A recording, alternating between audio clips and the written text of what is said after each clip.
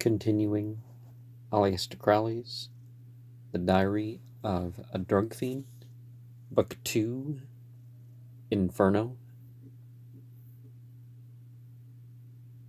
Chapter 6, Cold Turkey.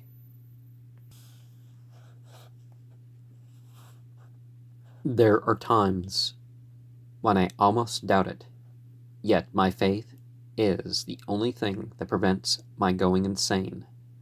I can't endure without H. The sympathy of suffering has brought Peter closer. We lie about and look at each other, but we can't touch. The skin is too painful. We are both restless, as it is impossible to describe. It irritates us to see each other like this, and we can't do anything. We constantly get up with the idea of doing something, but we sit down again immediately. Then, we can't sit. We have to lie down. But lying down doesn't rest us. It irritates us more. So we get up again, and so on forever. One can't smoke a cigarette after 2 or 3 puffs. It drops from one's fingers. The only respite I have is this diary. It relieves me to write of my sufferings, and besides, it is important for the spiritual life. Basil must have the record to read. I can't remember dates, though. I don't even know what year it is. The leaves in the park tell me it is autumn, and the nights are getting longer. The night is better than the day. There is less to irritate. We don't sleep, of course. We fall into a torpor. Basil told me about it once. He called it the dark night of the soul. One has to go through it on the way to the great light. The light of day is torture. Every sense is an instrument of the most devilish pain. There is no flesh on our bones. This perpetual craving for H. Our minds are utterly empty of everything else. Rushing into the void, come tumbling the words of that abominable poem.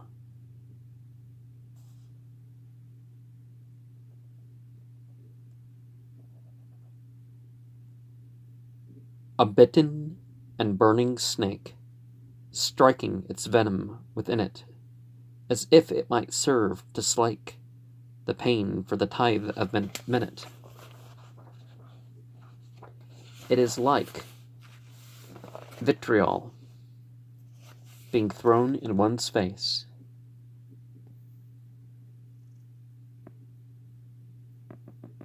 We have no expression of our own. We cannot think. The need is filled by these words. The impact of light itself is a bodily pain. When the sun is a living devil, vomiting vats of evil, and the moon and the night but mock, the wretch on his barren rock, and the dome of heaven high arched, like his mouth, is arid and parched, and the caves of his heart high spanned are choked with alkali sand. We are living on water, it seems for the moment, to quench the thirst, at least part of it. Peter's nervous state is very alarming. I feel sure he has delusions. He got up and staggered to the mantelpiece and leant against it with his arms stretched out. He cried in a hoarse, dry voice, "Thirst, not the thirst of the throat, though that be the wildest and worst of physical pangs that smote alone to the heart of Christ, ringing the one wild cry, I thirst from his agony, while the soldiers drank and diced." He thought he was Jesus on the cross, instead of the dragon, as he really is. It makes me very nervous about him. When he had finished reciting, his strength suddenly failed him, and he collapsed. The clatter of the fire irons was the most hideous noise that I had ever heard. When I can summon up enough strength to write in my diary, the pain leaves me. I see that there are 2 people here. I myself am the woman clothed with the sun, writing down my experiences. The other is Lou Pendragon, an animal dying in agony from thirst. I said the last word aloud, and Peter caught it up. He crawled away from the grate towards me, croaking out, "Not the thirst benign that calls the worker to wine, not the bodily thirst, though that be frenzy accursed, when the mouth is full of sand, and the eyes are gummed up, and the ears trick the soul till it hears, water, water at hand, when a man will dig his nails in his breast and drink the blood, already that clots and stales, ere his tongue can tip its flood." His mind had gone back to infancy. He thought that I was his mother, and came to me to be nursed. But when he came near, he recognized me, and crawled away again, hurriedly, like a wounded animal, trying to escape from the hunter. Most of the time, when we have energy to talk at all, we discuss how to get more H and C. The C has been finished long ago. It's no good without the H. We could go to Germany and get it, or even to London. But something keeps us from decision. I, of course, know what it is. It is necessary for me to undergo these torments, that I may be purified completely from the flesh. But Peter doesn't understand at all. He blames me bitterly. We go over the whole thing again and again. Every incident since we met is taken in turn as the cause of our misery. Sometimes his brutal lust revives in his mind. He thinks I am a vampire sent from hell to destroy him. And he gloats over the idea. I cannot make him understand that I am the woman clothed with the sun. When he gets those ideas, they arouse similar thoughts in me.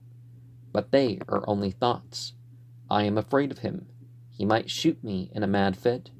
He has got a target pistol, a very old one, with long thin bullets, and carries it about all the time.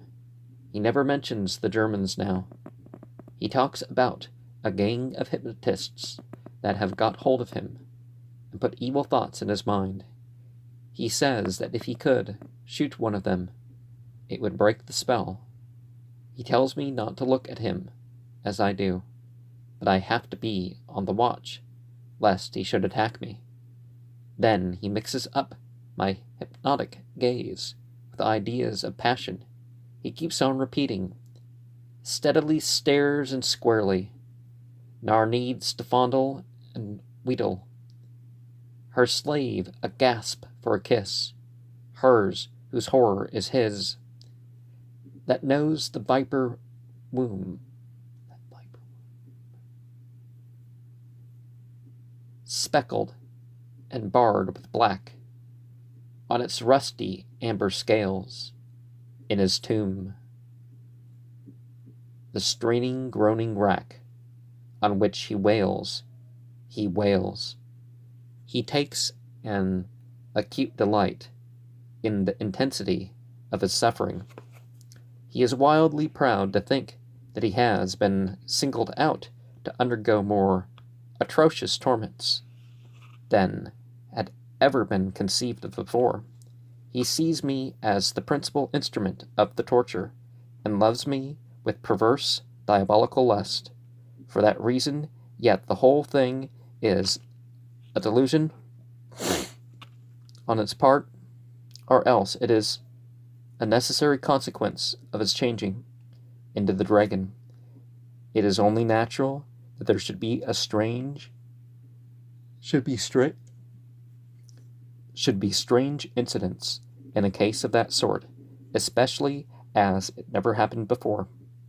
It is wonderful and terrible to be unique, but of course he is not really unique in the way that I am. We have lighted a huge fire in the billiard room. We sleep there so fair as we sleep at all. We got the waiter to bring down blankets and quilts from the bedroom, and he leaves the food on the table. But fires are no good. The cold comes from inside us. We sit in front of the blaze, roasting our hands and faces. But it makes no difference. We shiver. We try to sing like soldiers round a campfire. But the only words that come are the appropriate ones. That poem has obsessed us. It fills our souls to the exclusion of everything else, except the thirst. Every separate bone, cold and incarnate groan, distilled from the icy sperm of hell's implacable worm. We repeated them over and over. I don't know how one thing ever turns into another. We are living in an eternity of damnation. It is a mystery how we ever get from the fire to the table are the two big Chesterfields. Every action is a separate agony, rising to a climax, which never comes. There is no possibility of accomplishment or of peace. Every separate nerve, awake and alert on a curve, whose asymptote's name is never, in a hyperbolic forever. I don't know what some of the words mean, but there is a fascination about them. They give the idea of something without limit. Death has become impossible because death is definite. Nothing can really ever happen. I am in a perpetual state of pain. Everything is equally anguish. I suppose one's state changes into another to prevent the edge being taken off the suffering. I would be incredibly blissful if one could experience something new, however abominable. The man that wrote that poem has left out nothing. Everything that comes into my mind is no more than an echo of his groans. Body and soul alike, traitors, turned black-hearted, seeking a place to strike, and a victim already attuned to one vast chord of wound. The rhythm of the poem, apart from the words, suggests this motto, perpetual vibration. Yet the nervous irritability tends to exhaust itself as such. It is so unendurable. The only escape seems to be if one can transform it into action. The poison filters through into the blood. I am itching to do something horrible and insane. Every drop of a river, a blood aflame and a quiver, with poison secret and sour, with a sudden twitch at the last, like certain jagged daggers. When Peter crosses the room, I see him, with bloodshot eyes dull-glassed. The screaming Malay staggers through his village aghast. It is natural and inevitable that he should murder me. I wish he were not so weak. Anything to end it all. Well, as much as I'm sure there was some truth to this, certain celebrities, artists, writers, whatever that I've heard of, yeah, they'd have their drug moments that were kind of terrifying to people around them. But, well, this is Aleister Crowley representing what was going on with Rose Kelly. But,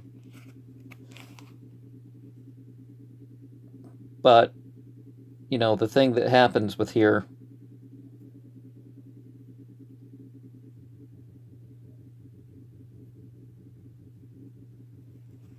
is that, paranoia and stuff obviously was going kind of both ways. I'm tripping out with drawing, and I'm sure he is too, and I can tell because so yeah. The medical books Said that if one didn't die out, outright abstention, the craving would slowly wear off. I think Peter is already a little stronger. But I am so young to die. He complains constantly of vermin under his skin. He says he could bear that, but the idea of being driven mad by the hypnotists is more than any man can be expected to stand. I felt I should scream if I went on a moment longer. And by scream, I don't mean just an ordinary scream. I mean that I should scream and scream and scream and never stop. The wind is howling like that. The summer has died suddenly, without a warning, and the world is screaming in agony. It is only the echo of the wailing for my own lost soul. The angels never come to me now. Have I forfeited my position? I am conscious of nothing but this tearing, stabbing, gnawing pain, this restless, raging trembling of the body, this malignant groping of a mad surgeon in the open wound of my soul. I am so bitter, bitter cold, yet I cannot stand the room. Peter is lying helplessly on the couch. He follows me about with his eyes. He seems to be afraid that he will be caught out in something. It's like it was when we had dope. Although we knew what we were taking, we knew we were taking it, offering it to each other's openly. Yet wherever we took it ourselves, we were afraid lest the other should know.